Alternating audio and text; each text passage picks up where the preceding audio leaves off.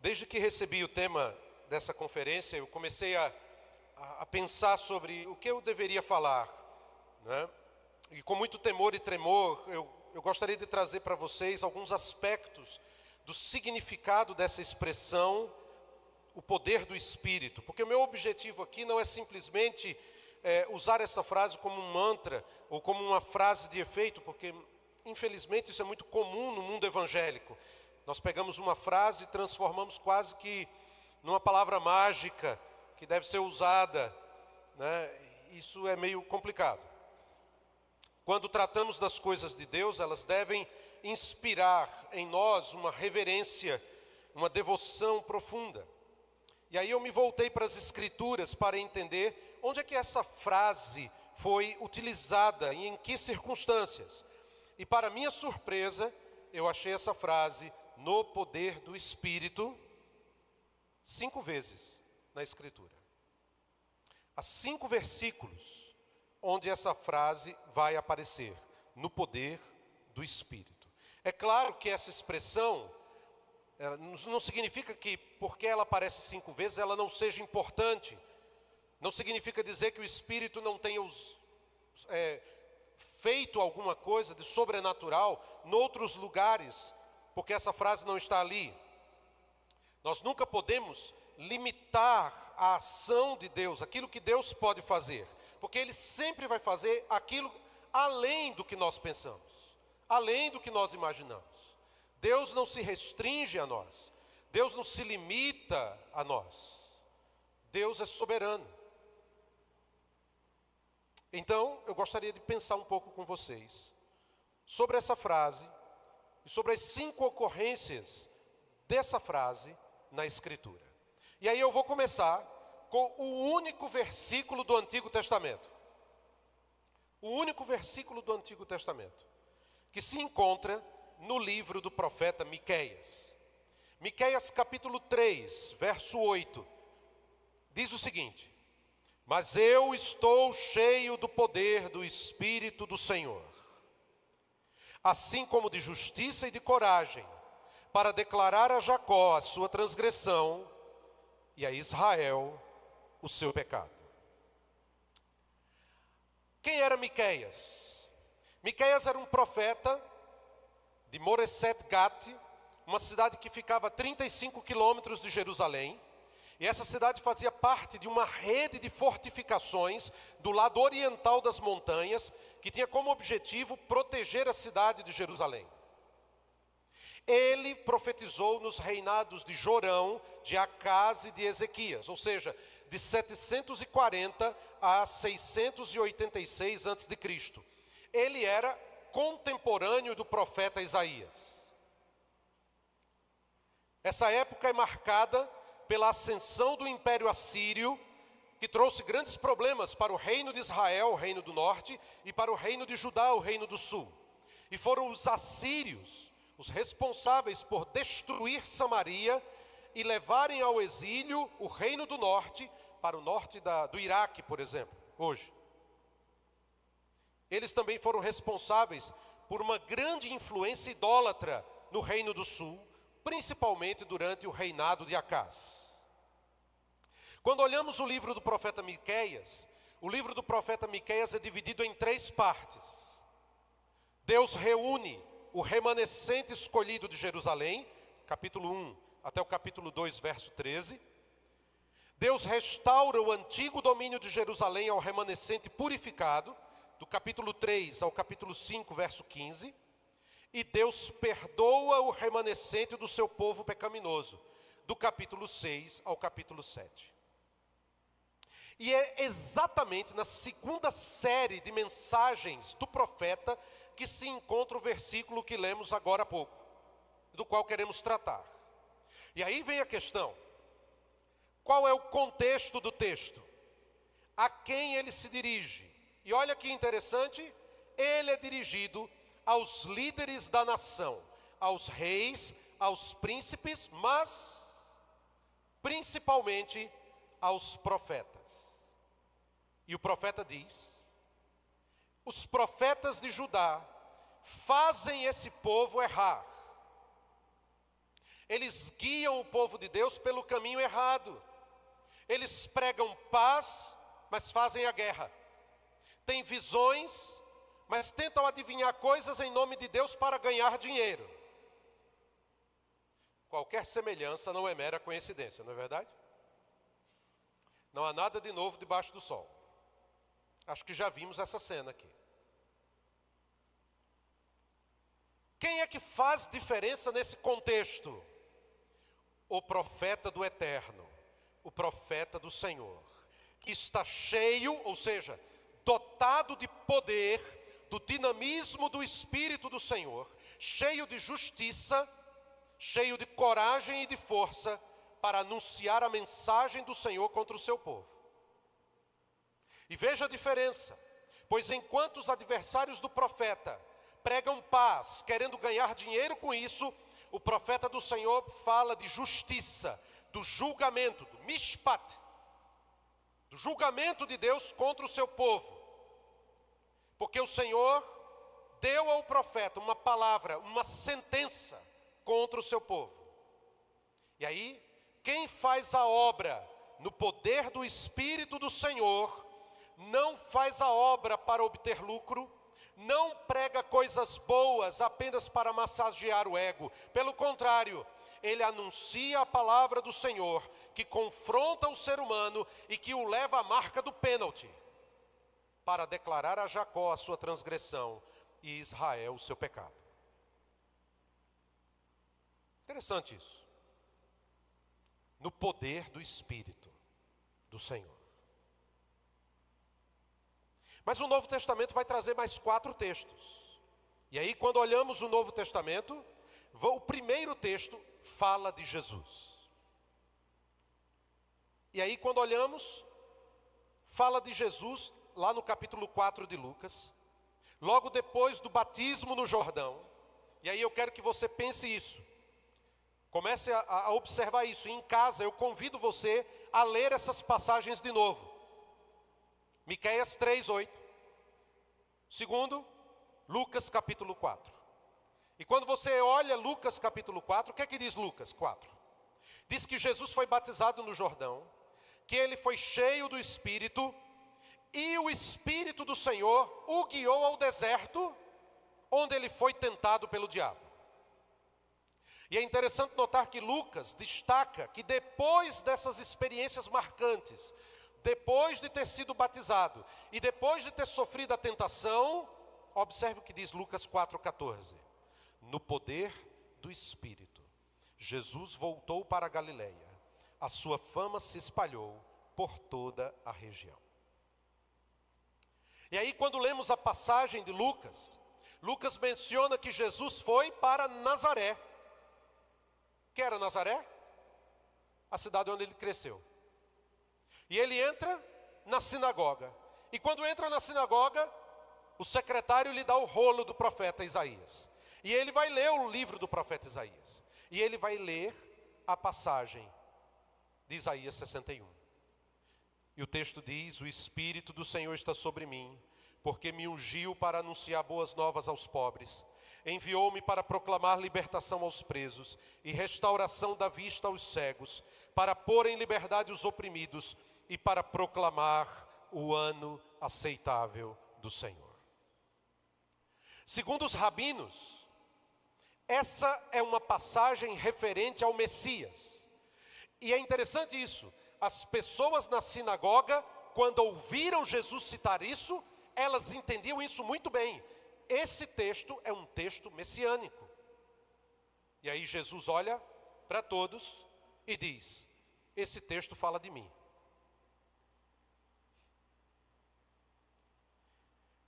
O que é que aprendemos aqui?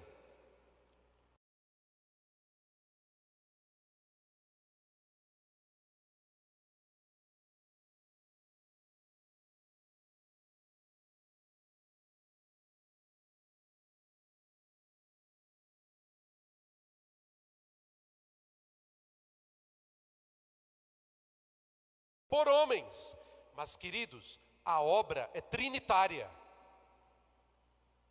A obra é da Trindade. O Pai envia os seus servos para anunciar o nome do seu Filho no poder do Espírito. Irmãos e irmãs, não temos outra mensagem senão essa. Não temos técnica especial. O poder guiado pelo Espírito, mesmo que Ele nos leve para o deserto, mesmo que Ele nos leve para a pressão da tentação, mesmo que Ele nos leve para sermos provados, se o Senhor passou por isso, passaremos também. Se o Espírito do Senhor nos guia, seremos guiados também. E há um outro detalhe. No poder do Espírito, Jesus anuncia a Escritura. Ele não falou de si mesmo. Ele apontou para a palavra de Deus. E aqui eu chamo a atenção de novo. Não somos chamados para dar a nossa opinião, irmãos. Somos chamados para falar toda a verdade de Deus. Pouco importa a nossa opinião sobre alguma coisa. Fale a verdade de Deus. Às vezes, quando encontro alguém numa discussão, como eu disse ontem, francês não é religioso. Mas quando ele descobre que eu sou pastor, que eu vim do Brasil, porque essa é uma pergunta muito recorrente: o que é que você veio fazer aqui? Aí quando eu digo que eu sou pastor, as pessoas dizem assim: você é padre? Não, eu sou pastor. Você é casado? Sim, sou casado. E pastor pode casar? Pode.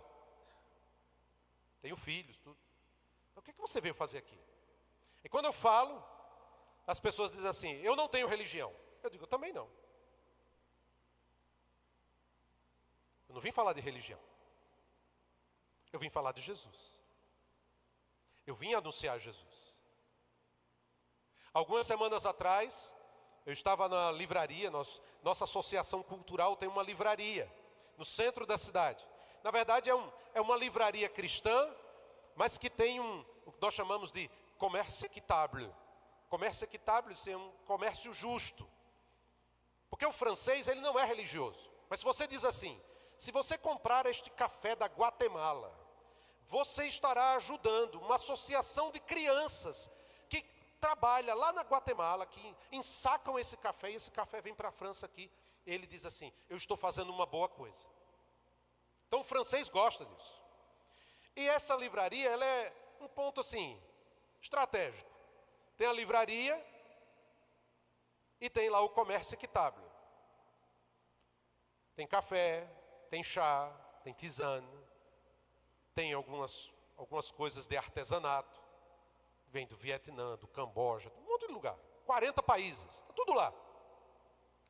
As pessoas entram às vezes, começam a procurar uma coisa, artesanato, de repente olha assim, vê uma livraria, aí começa a observar, tem livros cristãos. Aí vai andando dentro da loja, aí tem uma prateleira inteira de Bíblias.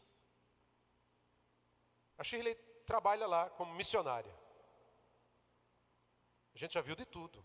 De gente que entra e quando vê que é uma livraria cristã, fica nervosa porque dá vontade de correr. Outros ficam com raiva, dizem: isso aqui é uma livraria cristã? E saem pisando duro. Outros olham e perguntam: mas o que é essa livraria? E aí começamos a apresentar o Evangelho. Do lado de fora tem um pequeno espaço na calçada e a gente colocou lá um servez-vous. Servez-vous significa sirva-se.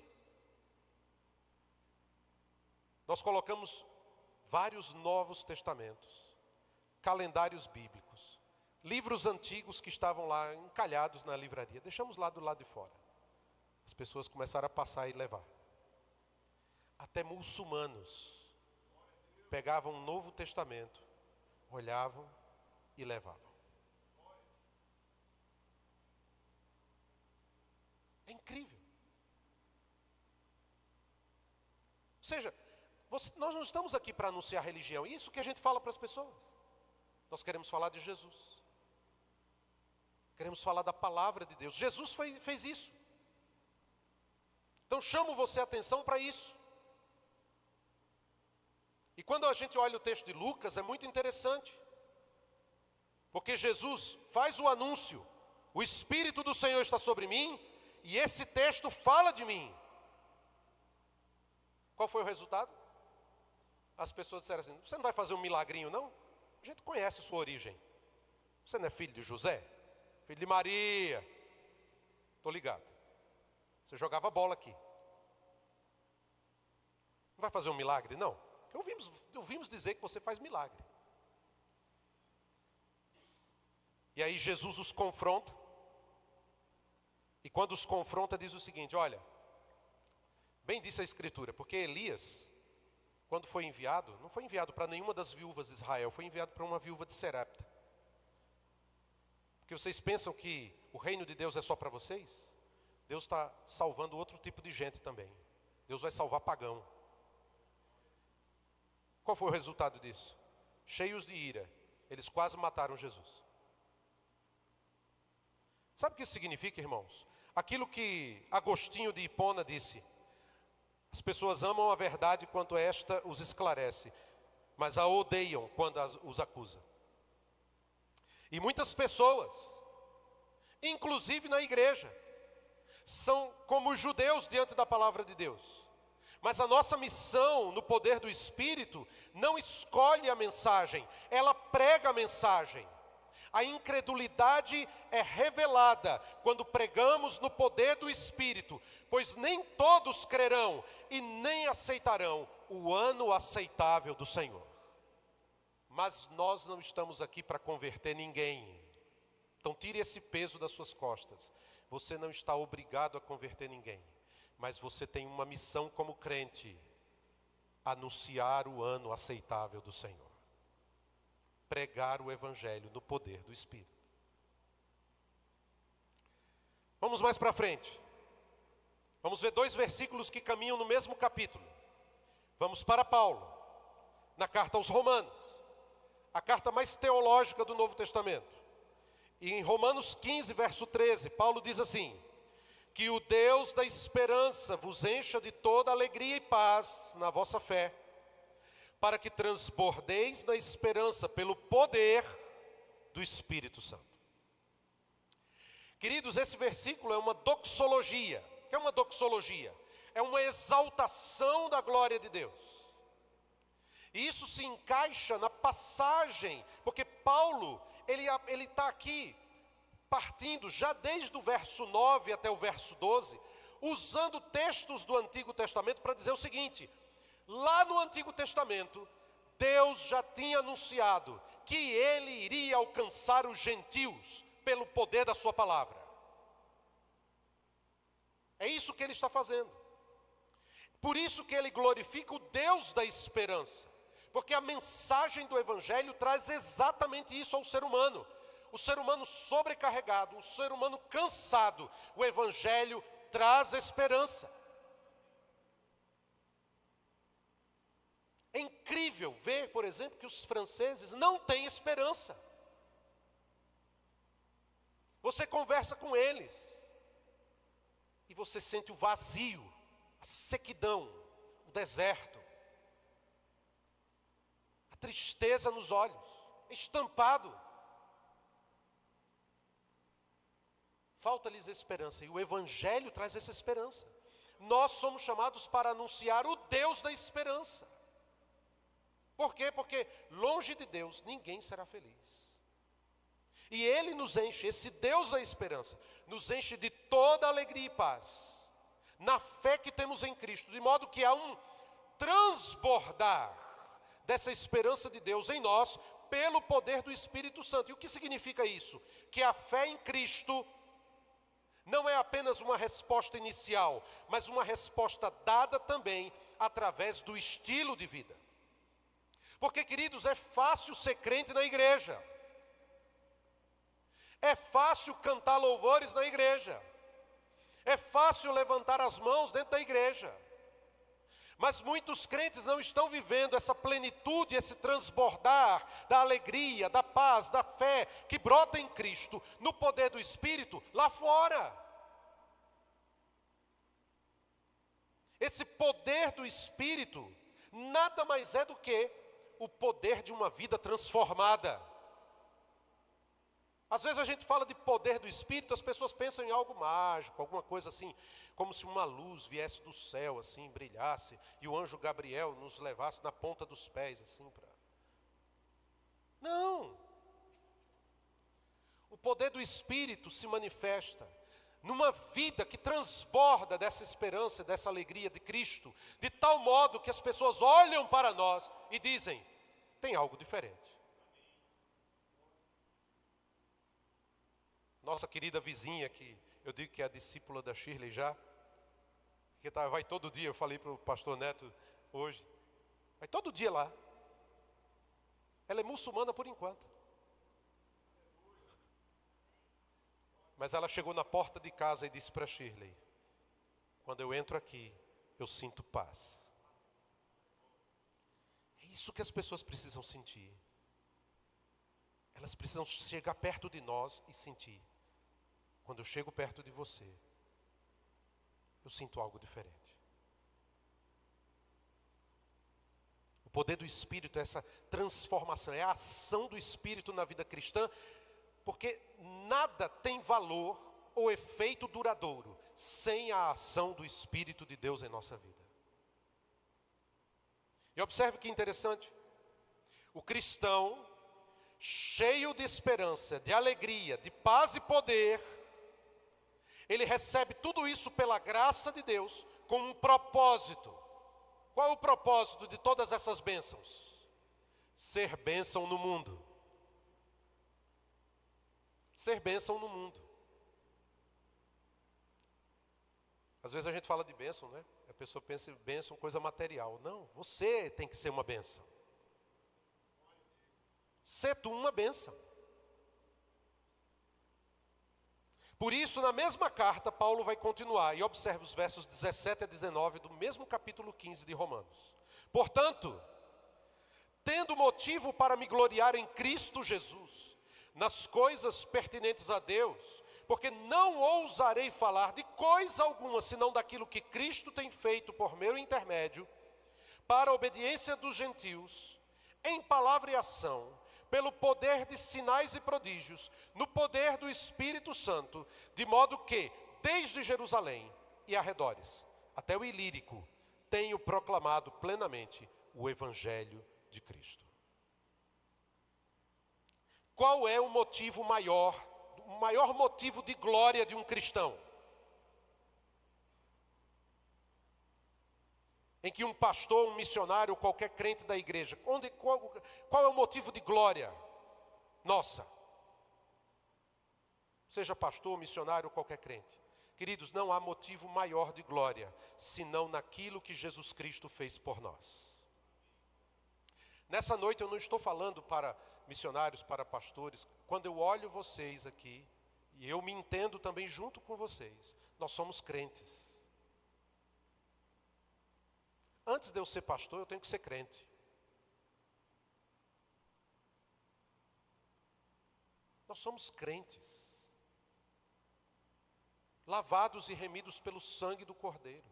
Somos servos do Senhor. Não há diferenças entre um pastor, um missionário e um crente. Todos são crentes, exceto quando alguém quer tomar a glória para si mesmo, o que não é algo devido. Paulo nunca fez nada, nem sofreu coisa alguma, com o intuito de glorificar o seu nome. Por isso o centro do seu ministério é Jesus Cristo e a glória que ele tem. E quando olhamos a passagem, vemos que há uma ação clara do Deus Trino.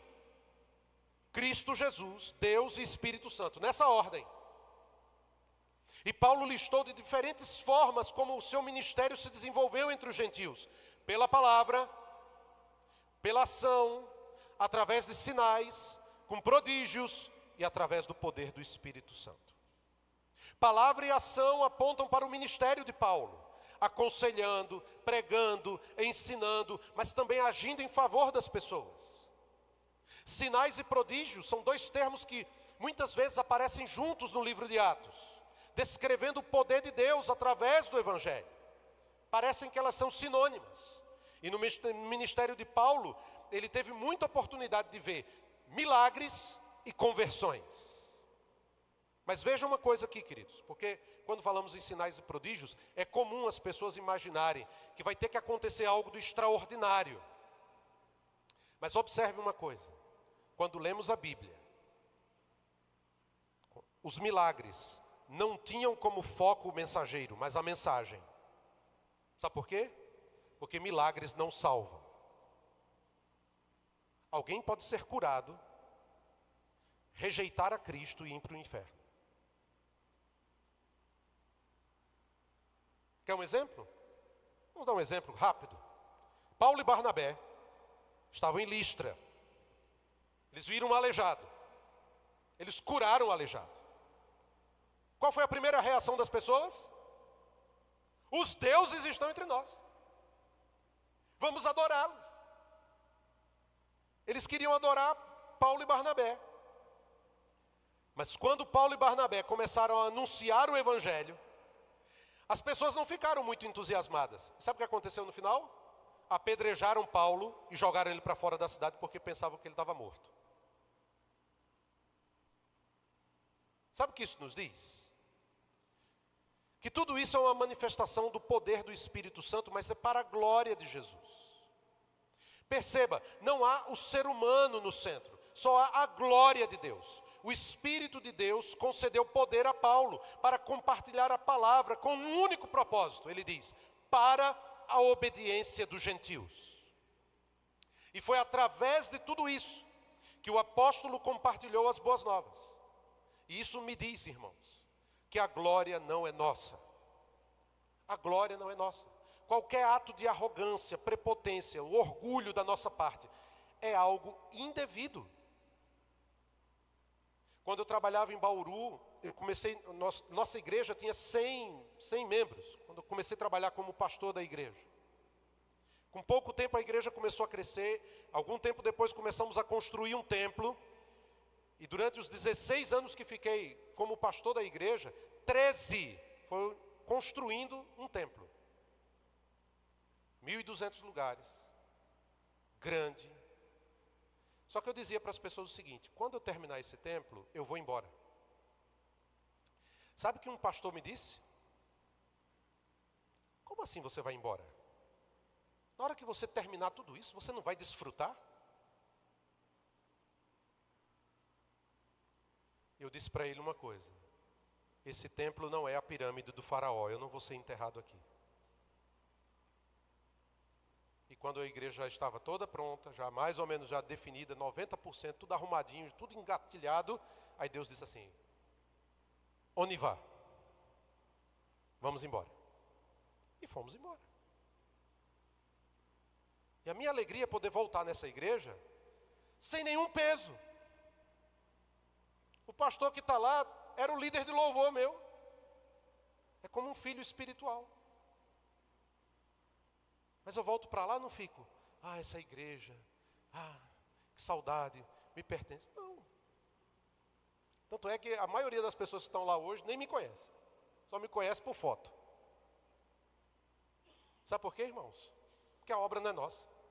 A glória não é nossa. Eu e você não fomos chamados para receber glória alguma. Eu estou lendo um livro do D.A. Carson, Coração de Crente, Ensino para a Vida Cristã em Filipenses. E lá no livro ele conta uma história interessante sobre 2 teólogos americanos que trabalharam com o pastor Billy Graham, movimento de Lausanne, fizeram uma grande contribuição. E na entrevista, Carson diz, vocês não sucumbiram a nenhuma excentricidade doutrinária, vocês não criaram um império pessoal em torno de vocês se mantiveram íntegros. E aí ele faz uma pergunta, pela boa graça de Deus, o que foi instrumental para preservá-los nessas áreas? E aí Carson diz que os 2 ficaram envergonhados. E um deles respondeu assim, eu guardei isso aqui, olha a resposta dele. Como alguém poderia ser arrogante quando se está ao pé da cruz?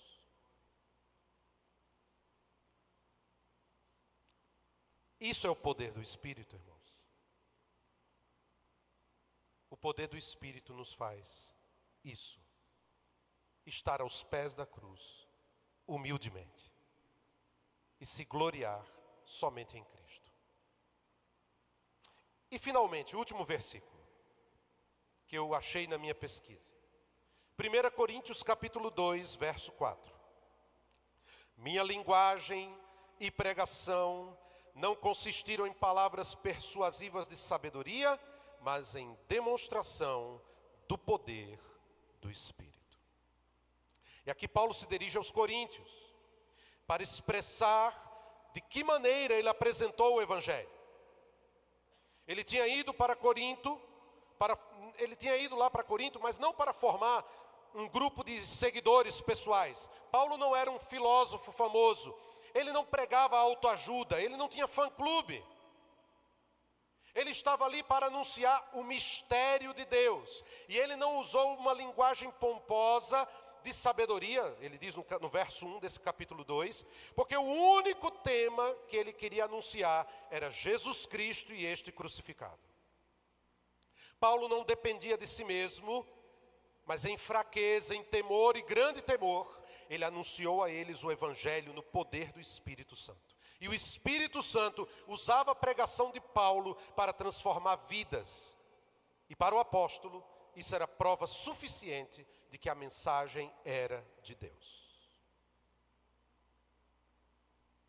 Um dos grandes riscos que corremos é pensar que quando falamos, a falar como falamos, os argumentos que usamos, a técnica humana, que isso pode convencer as pessoas. Já vi muitos crentes dizendo assim: mas eu não sei falar como pastor. Quando eu olho a Bíblia, eu não vejo nada disso. Nunca vi na Bíblia um negócio assim: quando vós falardes como pastor. A Bíblia não diz isso. Pelo contrário, a Bíblia diz o seguinte: quando vocês estiverem diante dos tribunais, o pastor Aurivan lembrou isso ontem, não se preocupem com o que vocês vão falar. O Espírito falará por vocês. Tem um problema só. Você precisa conhecer a palavra de Deus para que o Espírito de Deus fale com você.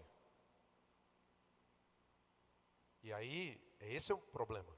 Vivemos uma geração de crentes analfabeta, que não conhece a Bíblia, não lê a Bíblia, não memoriza a Bíblia, não medita na Bíblia. A pergunta que eu faço é: como é que o Espírito de Deus vai usar você se você não sabe onde é que está Obadias? Como é que o Espírito de Deus vai falar com você se você não conhece as doutrinas fundamentais da Escritura? Porque você não lê a Bíblia. Não é a sua persuasão, não é a sua técnica. Vamos aprender uma técnica aqui de como vamos evangelizar. Você usa um primeiro passo, depois um segundo passo, você usa esse argumento, depois você usa outro. Não é isso que Paulo fala aqui. Ele não fala da aparência, do refinamento do discurso. Ele não fala disso, como se estivesse tentando atrair a mente dos homens, iludindo as pessoas, porque isso é fácil, irmãos. Isso é fácil. Usar frases de efeito, técnicas psicológicas. Você leva as pessoas a fazerem coisas inimagináveis pelo discurso, mas isso não significa o poder do Espírito.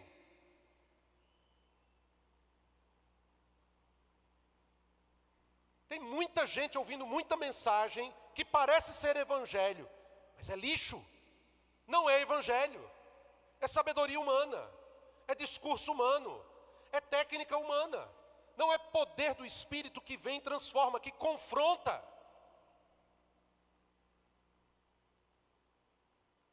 Não é sem uma boa razão que Paulo vai dizer que ele não vai ceder à pressão da sabedoria humana, mas que ele vai falar sempre na dependência desse poder do Espírito. Por isso o contraste entre a sabedoria humana e a demonstração do poder do Espírito, onde a mão de Deus, exercida poderosamente em todos os sentidos, atuando pelo apóstolo, vai transformar as pessoas no poder do Espírito. Tem outras traduções que falam assim: em espírito e poder, que também é uma tradução possível. Por quê? Porque Paulo vai dizer no verso 5 de 1 Coríntios capítulo 2, porque ele não quer se apoiar em sabedoria humana, mas no poder de Deus. A questão é simples, meus irmãos. O poder do Espírito não se baseia numa linguagem ou sabedoria humana. Ela se fixa no mistério de Deus, revelado em Jesus Cristo, no escândalo da cruz, para levar as pessoas à fé e se firmarem exclusivamente no Senhor. Que conclusão eu posso dar para vocês aqui? Eu separei aqui para a nossa meditação. O poder do Espírito anuncia com coragem e poder a palavra, confrontando o pecado.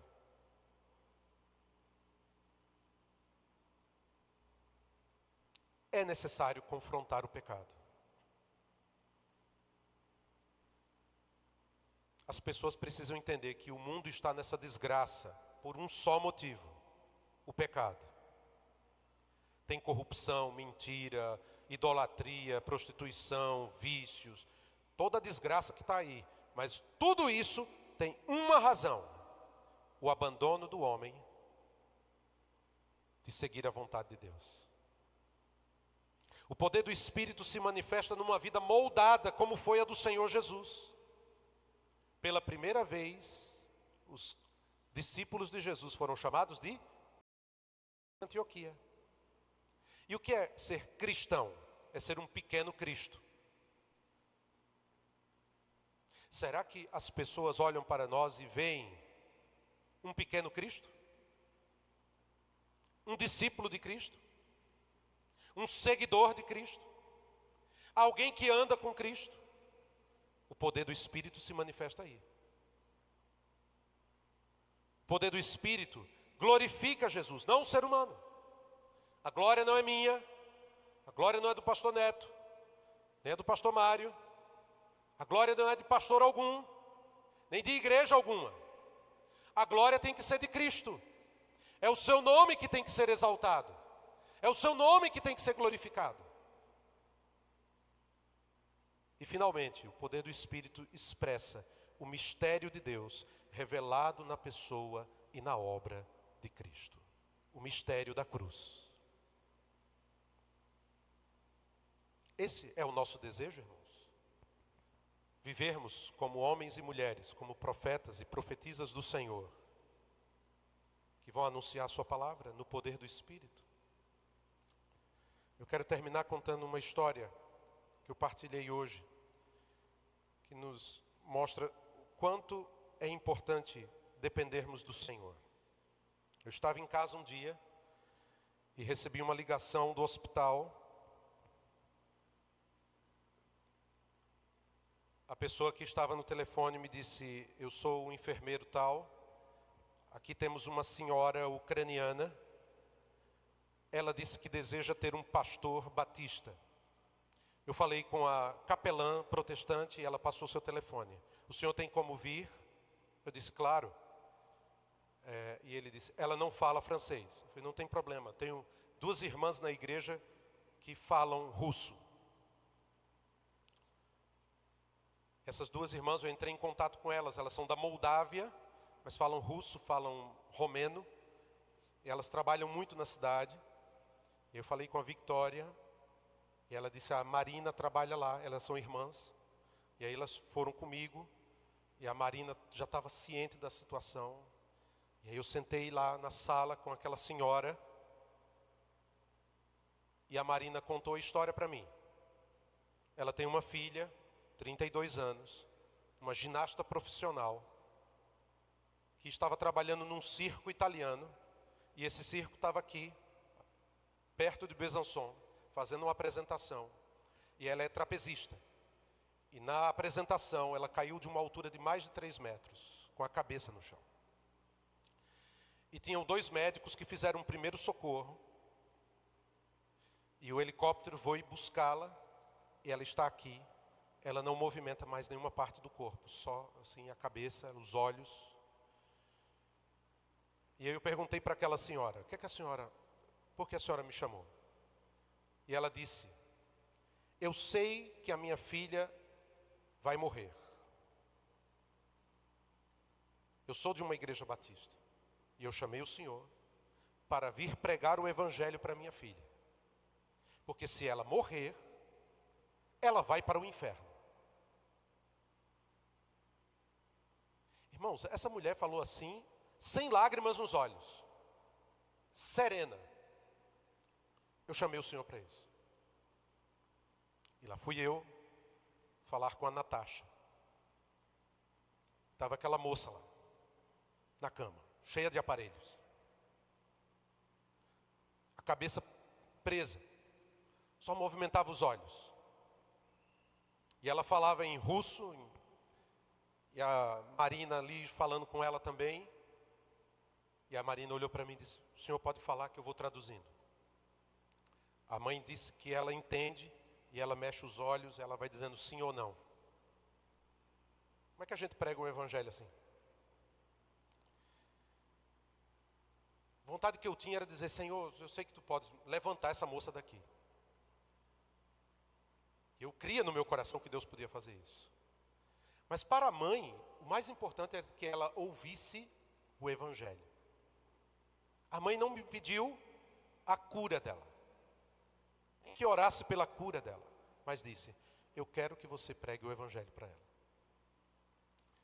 Quando eu comecei a falar do amor de Jesus, que eu disse para ela que eu não sabia por que ela estava ali, que eu não entendia em que circunstâncias e por que tudo aquilo estava ocorrendo, mas que eu sabia de que Deus a amava e de que Deus tinha dado o seu filho para que ela pudesse entregar a vida dela para Jesus. Irmãos, os equipamentos começaram a tocar tudo, e eu olhava assim para os monitores e só via o coração dela a mais de 100 por hora.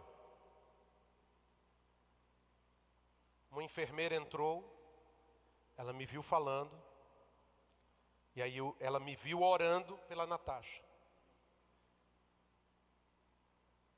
E aí quando eu saí, a enfermeira saiu comigo, ela olhou para mim e disse assim: muito obrigado.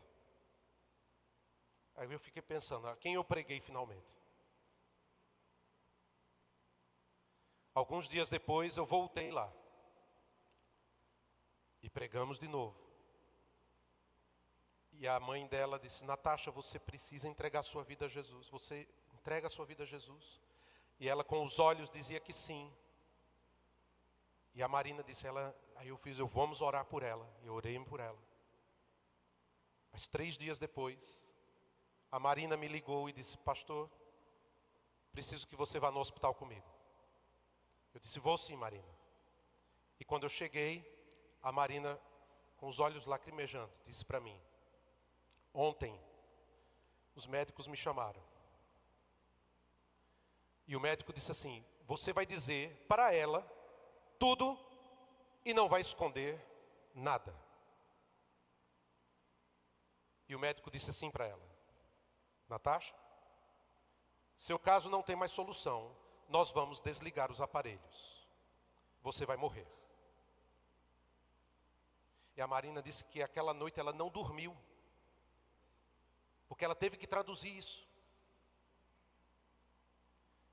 E ela disse: a mãe dela quer que você ore por ela ainda hoje, para que ela descanse.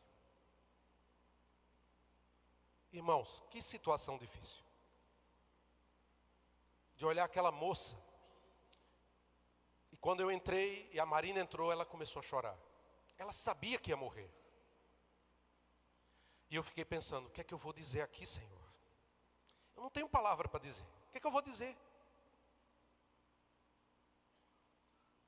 E aí me veio à mente o Salmo 42. E eu disse para ela: por que estás abatido, ó minha alma? Por que te perturbas dentro de mim? Espera em Deus, pois ainda o louvarei. E eu disse: Natasha, descanse no Senhor.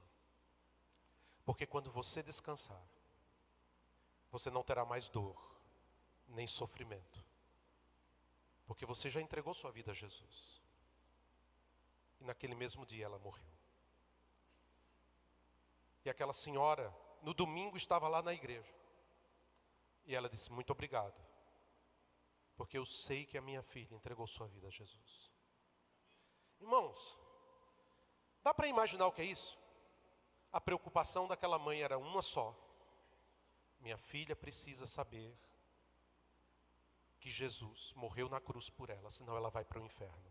Agora eu faço só uma pergunta para você: seus amigos, seus parentes, seus vizinhos, se morrerem hoje, que esperança eles têm? Deus não vai enviar um anjo. Você é o anjo. Sabe o que significa anjo? Mensageiro. Você é o anjo. Você é o mensageiro.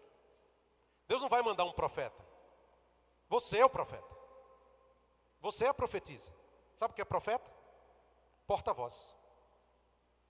Você é o porta-voz. E você só tem uma mensagem. Porque Deus amou o mundo de tal maneira que deu o seu Filho unigênito, para que todo aquele que nele crê não pereça, mas tenha a vida eterna.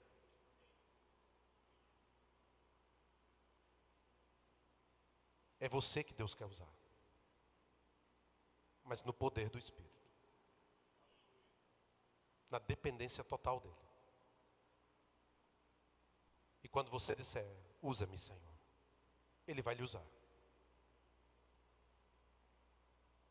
E essa é a minha oração: que Deus use você como um missionário na sua vizinhança, no seu trabalho, na sua família, aonde você estiver, a glória de Jesus resplandeça no meio das trevas.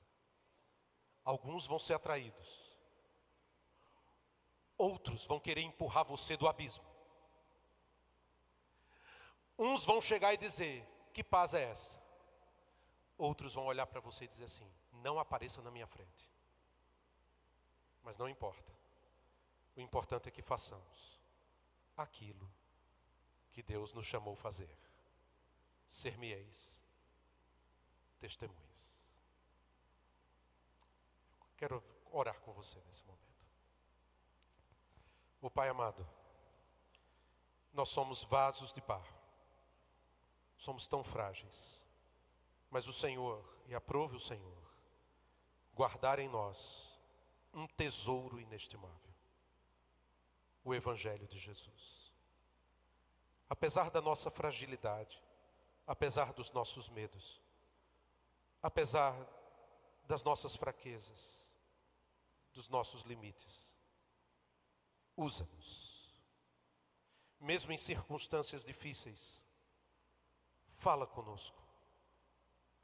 Que possamos ser ousados para fazer a tua obra e anunciar a boa nova de Jesus, no poder do Espírito. Seja glorificado em nós, Senhor, em nome de Jesus.